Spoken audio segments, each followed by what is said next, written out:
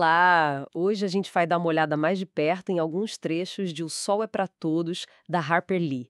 Sabe, vamos para Macon, Alabama, aquela cidadezinha poeirenta na Grande Depressão, tudo pelo olhar da pequena Scout Finch. Isso aí.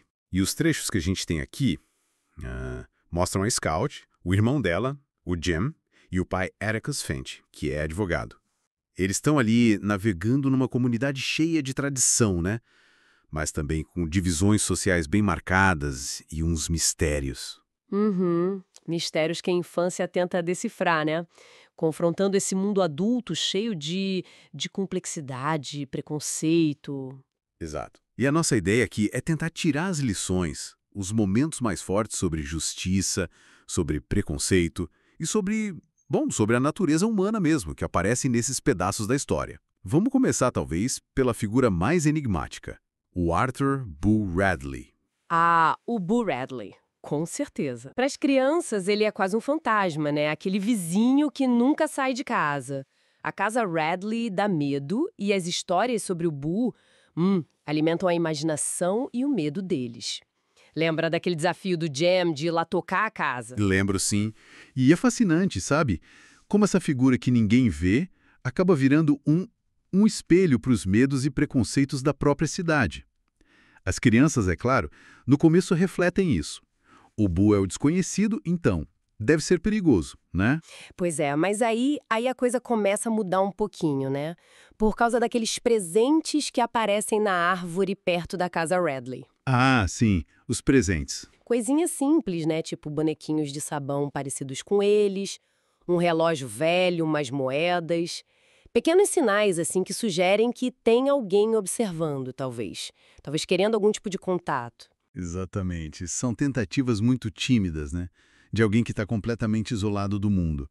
Esses presentes, eles humanizam o Boo muito antes da gente realmente... Bom, antes dele aparecer de fato. É um contraste total com aquela imagem de fantasma do mal.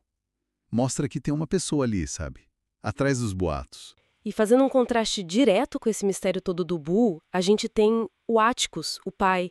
Ele é tipo um pilar de integridade moral, né? Sem dúvida. Aquela lição sobre não matar rouxinóis, por exemplo, é central na história. A ideia de proteger quem é inofensivo, quem só traz beleza para o mundo. E a coragem do Atticus, ela vai além da defesa do Tom Robinson no tribunal, que é o mais famoso, né? Tem aquela cena do cachorro louco, Ah, sim. onde ele revela quase que sem querer que era um atirador excelente. Uma coisa que ele mantinha escondida. Mas talvez a lição mais profunda sobre coragem venha da senhora do Bose. Puxa, a senhora do Bose, aquela vizinha idosa muito doente, né?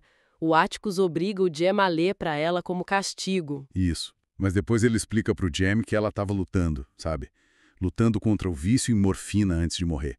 E aí vem a definição de coragem do Atticus. Que não é o homem com a arma na mão. Exato. Não é a bravura física, é lutar por algo, mesmo sabendo que você provavelmente vai perder. Mas você luta assim mesmo. A luta silenciosa da senhora do Bose vira um exemplo muito forte dessa coragem moral. Bem diferente, né? Muito diferente.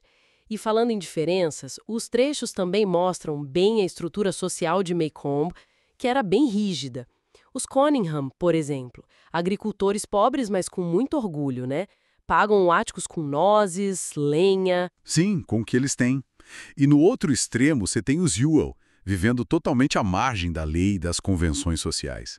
São vistos quase como lixo pela comunidade. E essas divisões não eram só de dinheiro, né? Eram raciais muito profundas. A gente vê isso claramente naquela visita do Gen e da Scout à igreja da Calpurnia, a empregada negra da família. Aquela cena é muito forte. A reação de uma das mulheres da igreja, a Lula, por causa das crianças brancas ali. E depois a Calpurnia explicando que ela fala de um jeito na casa dos Finch e de outro jeito na comunidade negra. Nossa, isso diz tanto sobre a segregação, né? Diz tudo. Mostra a complexidade que era viver nesses mundos separados dentro da mesma cidadezinha. A necessidade de navegar códigos sociais diferentes o tempo todo. E a tensão racial, sempre ali, sabe? Debaixo da superfície daquela calma aparente de Macon. E essa tensão meio que explode no clímax dos trechos que a gente está analisando, né? Com aquele ataque ao Gen e à Scout na noite do Halloween. Exatamente. Naquela escuridão, Eles são atacados e quem salva eles é O Boo Radley. ninguém menos que o Boo Radley, o fantasma. Ele aparece, intervém e salva as crianças do Bob Ewell, que era o agressor. E a decisão do xerife depois, o Hack Tate. É crucial. Ele decide dizer que o Ewell caiu na própria faca. Ele escolhe proteger o Boo, o verdadeiro herói silencioso daquele momento terrível. É quase como se a comunidade ali representada pelo xerife reconhecesse finalmente a inocência, a humanidade do Boo, né? Protegendo ele como se protege um roxinol. Precisamente. O ato final do Boo confirma toda aquela bondade que os presentinhos na árvore já sugeriam, né? Ele deixa de ser a figura do medo para se tornar o salvador. Juntando essas peças todas de Michael, a gente percebe bem essa jornada, né? Da inocência da infância para uma compreensão mais dura, mais complexa da moralidade, do preconceito, das várias formas de coragem que existem. Fica muito claro que as aparências podem enganar, e muito. E que cada pessoa carrega as suas próprias lutas, muitas vezes invisíveis para quem está do lado de fora, para a comunidade. E isso deixa a gente pensando, né?